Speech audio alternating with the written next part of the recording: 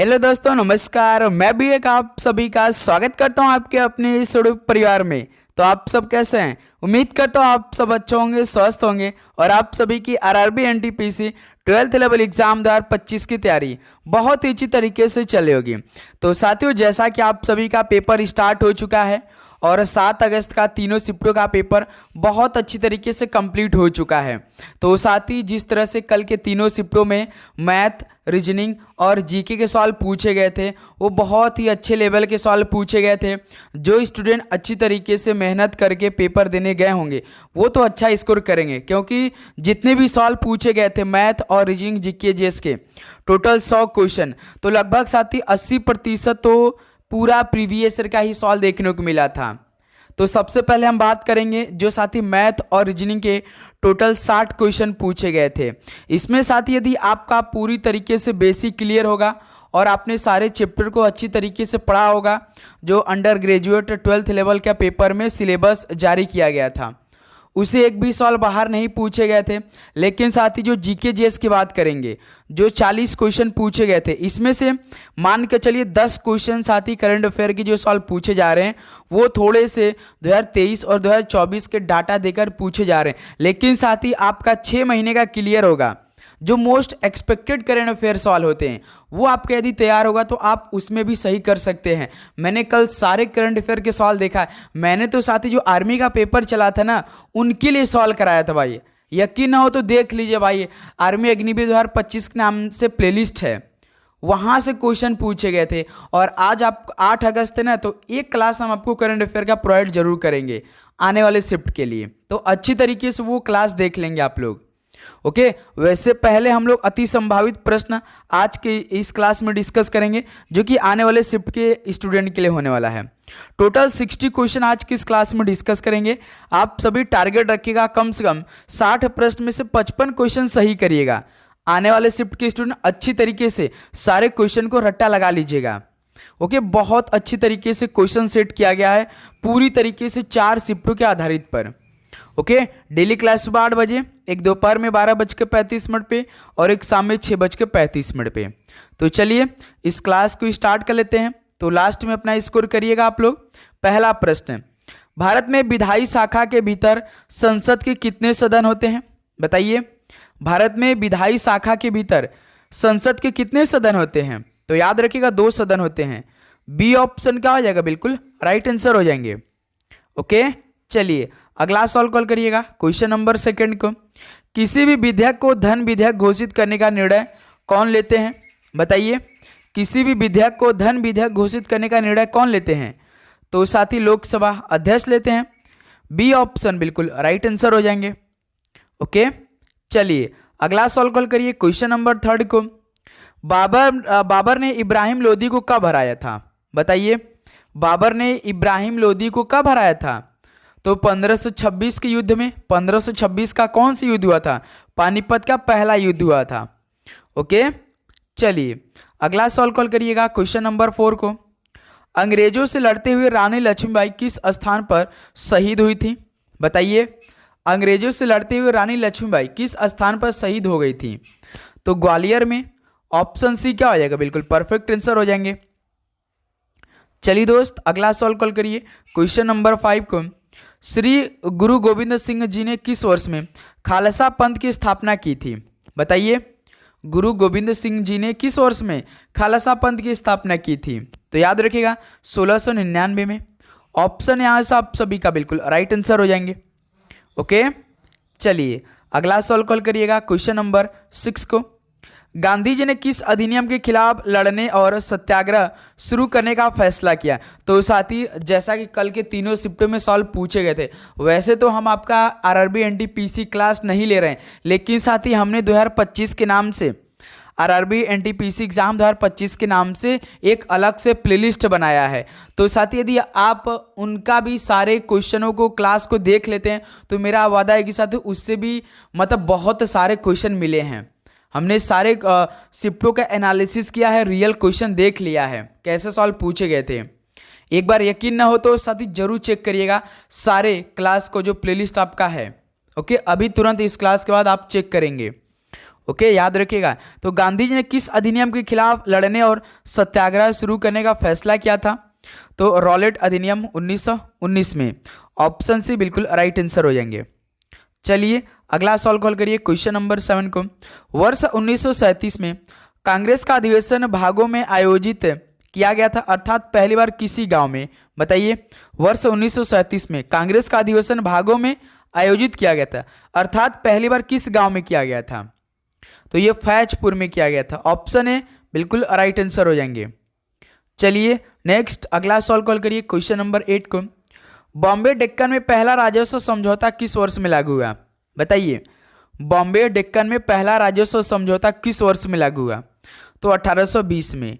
D option बिल्कुल right answer हो जाएंगे।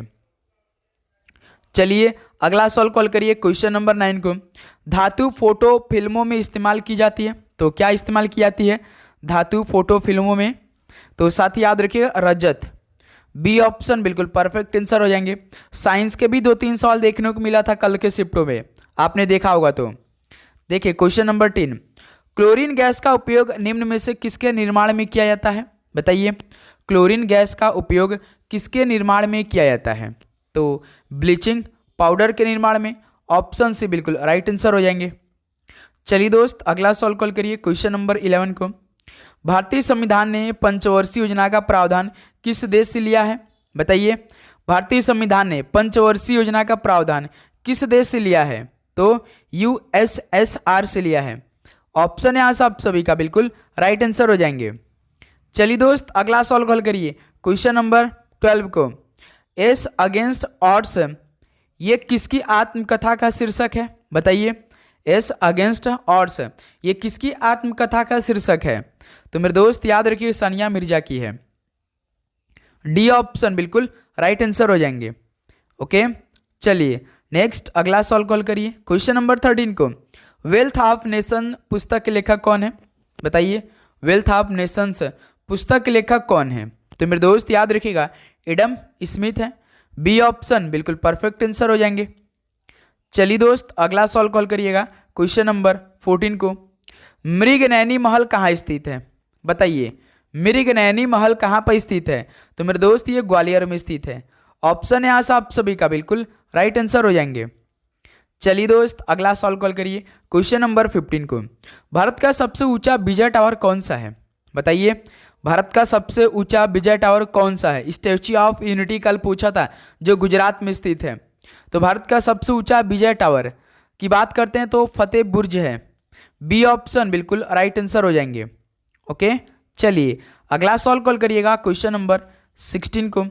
सुरकोटदा का पुरातात्विक स्थल किस राज्य में स्थित है? बताइए, सुरकोटदा का पुरातात्विक स्थल किस राज्य में स्थित है? तो मेरे दोस्त ये गुजरात में स्थित है। ऑप्शन सी बिल्कुल राइट आंसर हो जाएंगे। चलिए अगला सवाल कॉल करिएगा, क्वेश्चन नंबर 17 को।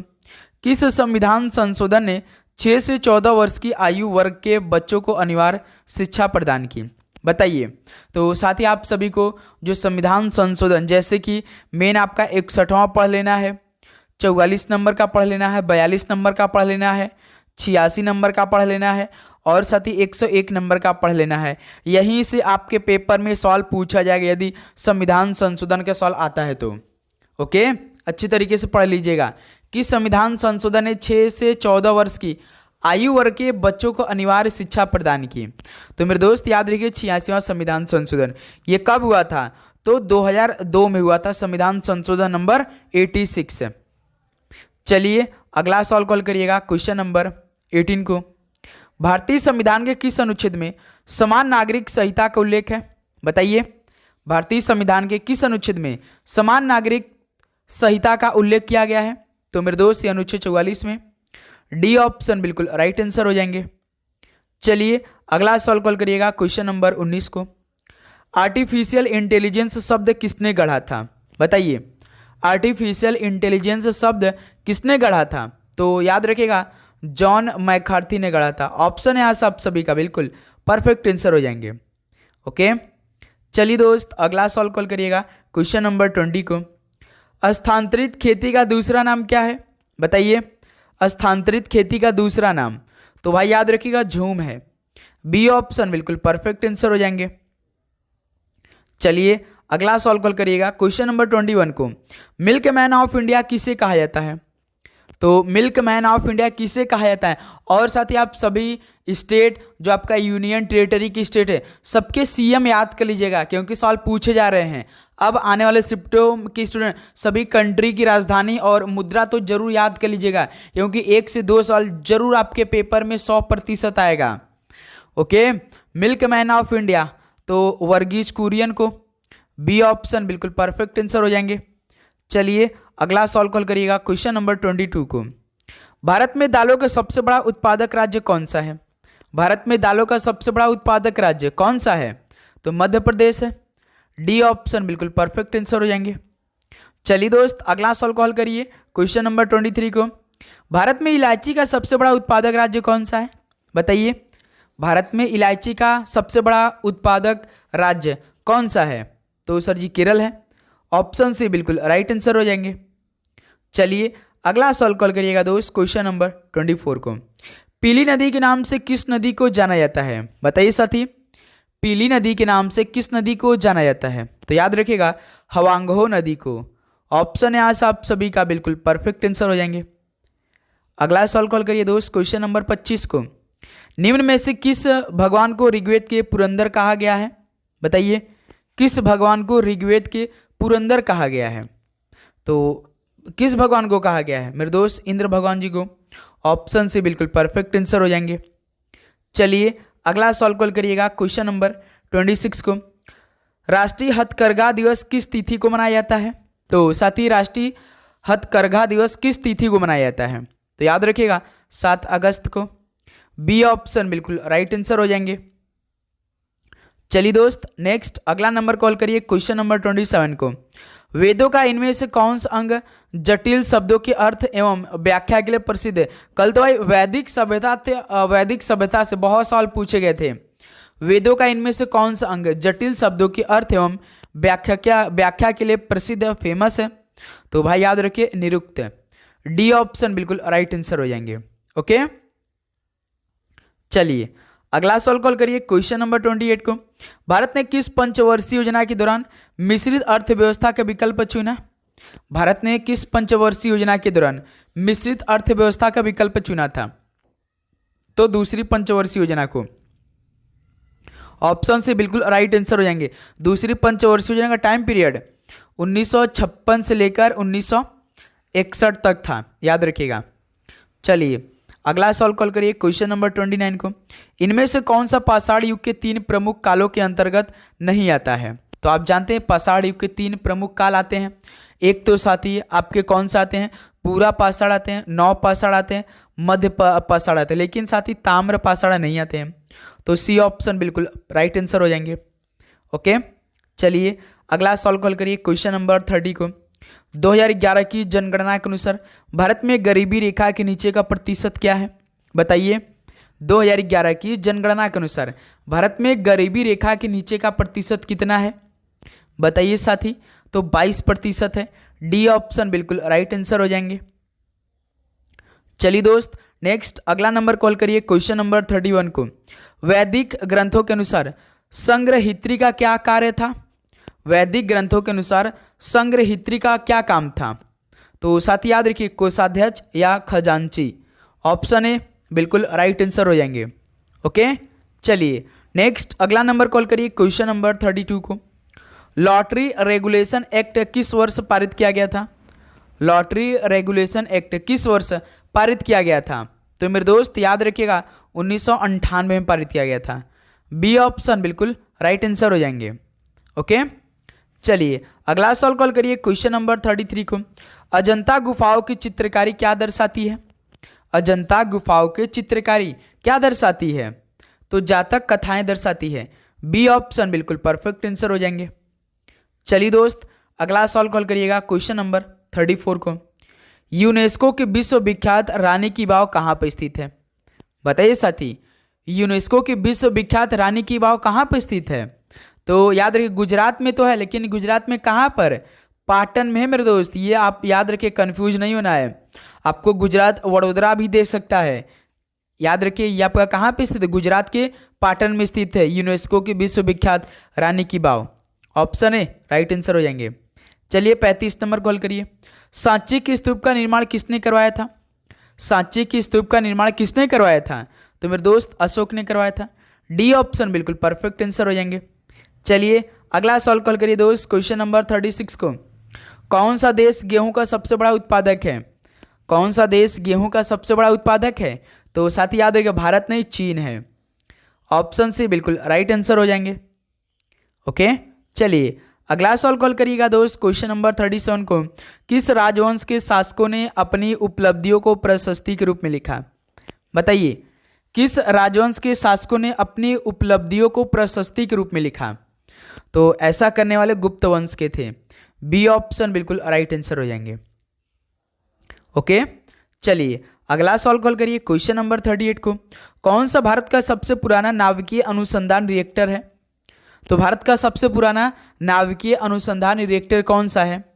तो अप्सरा है। डी ऑप्शन बिल्कुल राइट आंसर। ये तो आप कभी भूलेंगे नहीं क्योंकि अप्सरा नाम बहुत अच्छा है, आपके दिमाग में बैठ चुका होगा, जो कि भारत का सबसे पुराना नाभिकीय रिएक्टर है। देखिए 39 नंबर, निम्नलिखित में से कौन सा पूर्वी तट बंदरगाह है? कल एक सवाल पूछा गया था बंदरगाह का। एक पूर्वी तटीय बंदरगाह कौन सा है? तो याद रखिएगा हल्दिया बंदरगाह है। डी ऑप्शन बिल्कुल परफेक्ट आंसर हो जाएंगे। ओके चलिए दोस्त अगला सवाल कॉल करिए, क्वेश्चन नंबर 40 को।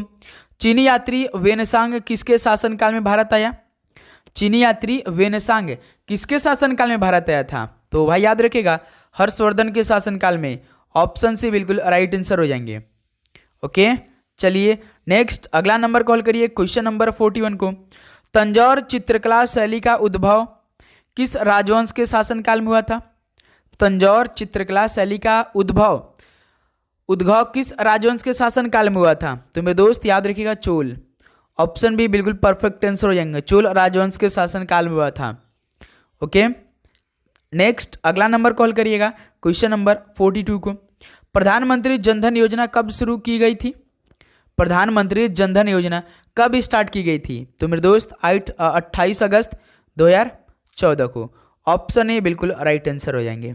ओके याद रखिएगा साथी, मोस्ट इंपॉर्टेंट सवाल है ये। अगला सवाल कॉल करिएगा, क्वेश्चन नंबर 43 को।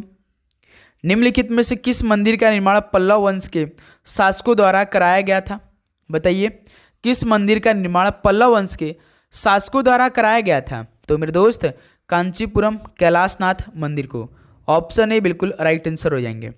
ओके चलिए अगला सवाल कॉल करिए, क्वेश्चन नंबर 44 को। वीपो का मुख्यालय कहाँ स्थित है? वीपो का मुख्यालय कहाँ पर स्थित है? तो जिनेवा में स्थित है। ऑप्शन सी बिल्कुल परफेक्ट आंसर हो जाएंगे। चलिए दोस्त नेक्स्ट नंबर कॉल करिए, क्वेश्चन नंबर 45 को। भारत के परमाणु ऊर्जा आयोग का मुख्यालय कहाँ स्थित है? भारत के परमाणु आयोग ऊर्जा आयोग का मुख्यालय कहाँ पर स्थित है? तो साथ ही याद रखिएगा मुंबई शहर में स्थित है भारत के परमाणु ऊर्जा आयोग का हेडक्वार्टर। ऑप्शन सी बिल्कुल परफेक्ट आंसर हो जाएंगे। चलिए दोस्त क्वेश्चन नंबर 46 कॉल करिए। अल बरूनी ने अपनी पुस्तक किताब उल हिंद किस भाषा में लिखी थी? बताइए अल बरूनी ने जो अपनी पुस्तक किताब उल हिंद लिखा था वो किस लैंग्वेज में लिखा था? तो अरबी लैंग्वेज में। ऑप्शन बी बिल्कुल राइट आंसर हो जाएंगे।